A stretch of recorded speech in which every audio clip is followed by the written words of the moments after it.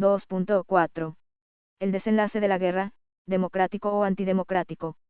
Entre 2002 y 2010, durante el gobierno del presidente Álvaro Uribe, se produjo una disputa político-ideológica que comenzaba a mostrar a Colombia como una democracia normal. De un lado, se configuró un campo de derecha, liderado de manera unánime por Uribe. Del otro, un campo de izquierda menos homogéneo. Sobre la correlación de fuerzas entre ambos campos es interesante observar que, en 2002, Uribe ganó la presidencia con el 54% de los votos en primera vuelta.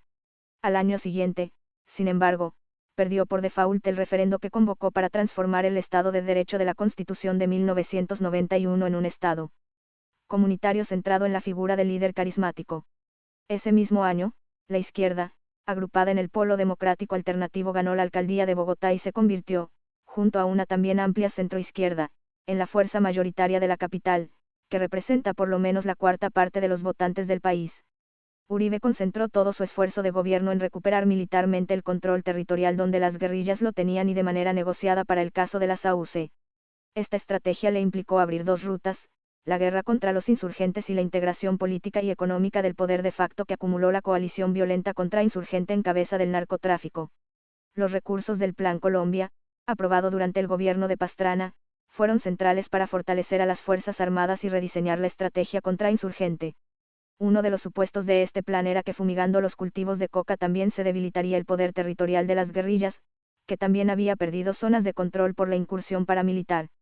No obstante, si se observa con detenimiento, la disputa por el poder durante los dos gobiernos de Uribe no era entre este y las guerrillas, sino entre este y la gran coalición que tuvo a su alrededor, en las que confluyeron todo tipo de poderes regionales y las más tradicionales élites nacionales y las izquierdas civilistas que estaban ganando espacio en la política. Esto fue así porque las guerrillas no tenían apoyo político en el país. Lo habían perdido hacía tiempo ante su obstinación en la vía armada. Así pues, un efectivo mecanismo de propaganda upado desde el gobierno, de vincular discursivamente a toda la izquierda y sectores democráticos con la insurgencia, creó un escenario de polarización, irascibilidad e intolerancia como no se había visto desde las épocas de la violencia. Esta construcción simbólica sirvió como mecanismo para justificar detenciones arbitrarias, estigmatización y, en muchos casos, violaciones de los D.D.H.H. La guerra era un obstáculo para la democratización del país por cualquier lado que se le mirara, pero también era funcional al empoderamiento y la persistencia de la coalición violenta contra insurgente. Las guerrillas, sus motivos y sus métodos perdieron toda legitimidad entre la población, esto se ha podido observar con claridad por lo menos desde 1996. Al mismo tiempo, su existencia y la confrontación daba legitimidad relativa a las acciones militares, políticas e institucionales del gobierno Uribe. Así fue como en Colombia se modificó la Constitución para permitir la reelección presidencial 98. Ese articulito, que se cambió, estuvo a punto de romper el delicado diseño institucional del Estado colombiano y el equilibrio de poderes. Para 2006, aunque Uribe fue reelegido de manera contundente, la izquierda se convirtió en la segunda fuerza política del país. El bipartidismo había realmente desaparecido. Lo que ocurrió entre 2006 y 2010 debe leerse como un momento crucial para la democracia en Colombia. Para entonces, no había duda de que las guerrillas estaban siendo arrinconadas militarmente, mientras el Estado recuperaba el control de las regiones, integradas, económicamente al país. La guerra se libraba entonces en las regiones selváticas, ricas en materias primas, territorios casi siempre de los pueblos étnicos indígenas y afrodescendientes, disputadas por grupos guerrilleros y otros de carácter esencialmente criminal como los grupos residuales del paramilitarismo. La guerra se libraba entonces, y sobre todo, en las regiones selváticas, ricas en materias primas, territorios casi siempre de los pueblos étnicos y afrodescendientes. Estos se los disputaban grupos guerrilleros y otros de carácter criminal, como las estructuras residuales del paramilitarismo. El enemigo histórico del Estado colombiano, a la defensiva, comenzaba a diluir su peligrosidad y sus opciones de llegar o tomarse el poder se esfumaban. La disputa por el tipo de régimen político, de Estado y de democracia se estaba desarrollando en estos años en la arena institucional. La Corte Constitucional atajó en 2006 la posibilidad de que los narcotraficantes, eje de la coalición violenta contra insurgente, pudieran ingresar al sistema político y económico investidos como delincuentes políticos luego de las negociaciones entre el gobierno y la SAUCE que llevaron a su desarme parcial 99. Al tumbar la figura de la sedición, en la Ley de Justicia y Paz, la Corte le dio una estocada al corazón del proceso de desarme y legalización de la SAUCE. No podrían participar en política, sus bienes, que antes se pudieron considerar parte de una renta para sostener la guerra, quedaban expósitos, y, lo más importante, los jefes paramilitares podían ser extraditados, lo que efectivamente sucedió con 14 de ellos, en mayo de 2008.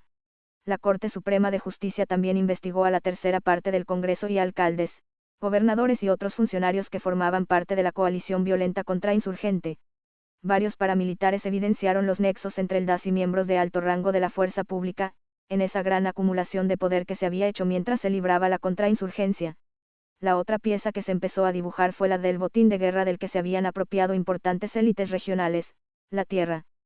Se mostró, por ejemplo, que instituciones llamadas a dar cuenta de la buena fe pública, como las notarías o el Instituto Colombiano de Desarrollo Rural, INCODER, que había reemplazado al INCORA, se habían prestado para el robo de tierras.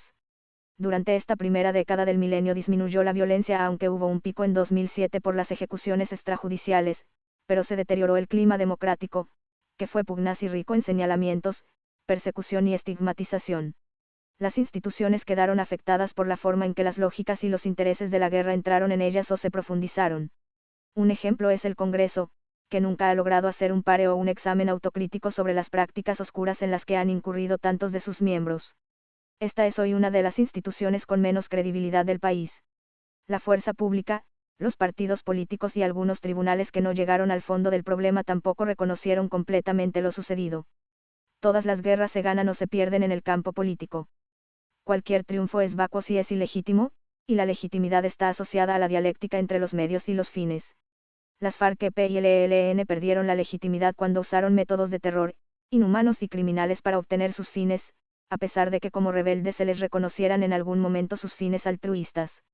Esto es aún más grave para el caso del Estado, que también perdió.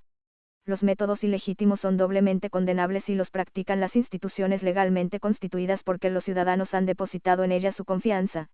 Además, porque el Estado funciona como un engranaje de pesos y contrapesos en los que cada institución tiene roles específicos para garantizar que no se presenten abusos de autoridad ni se violen los derechos del pueblo.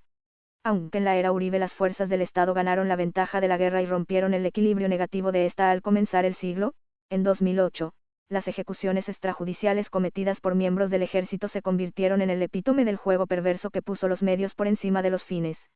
Más aún, fueron crímenes cometidos para sostener una farsa, la de que al enemigo se lo vencía aniquilándolo físicamente, que cada guerrillero muerto demostraba que el país tenía mayor seguridad y que el ejército era el héroe de esa gesta. A lo anterior se suma que miles de millones de dólares del Plan Colombia no lograron detener el narcotráfico, ni mucho menos resolver el problema del control territorial. Allí, de hecho, pulularon de nuevo redes criminales y coaliciones violentas de carácter más local. La corrupción, que en la narrativa oficial estaba solo en las regiones, alcanzó incluso la Corte Suprema de Justicia, por mencionar solo un estamento nacional. Estas realidades, sumadas a otras de orden económico e internacional, abrieron las puertas para una salida negociada del conflicto armado interno con las FARC-EP. En ese momento crucial, que bien se puede ubicar en 2010, el presidente Uribe quiso una segunda reelección con el argumento de que la insurgencia podía ser vencida de manera definitiva con 4 años más en el poder. La Corte Constitucional evitó que esto sucediera.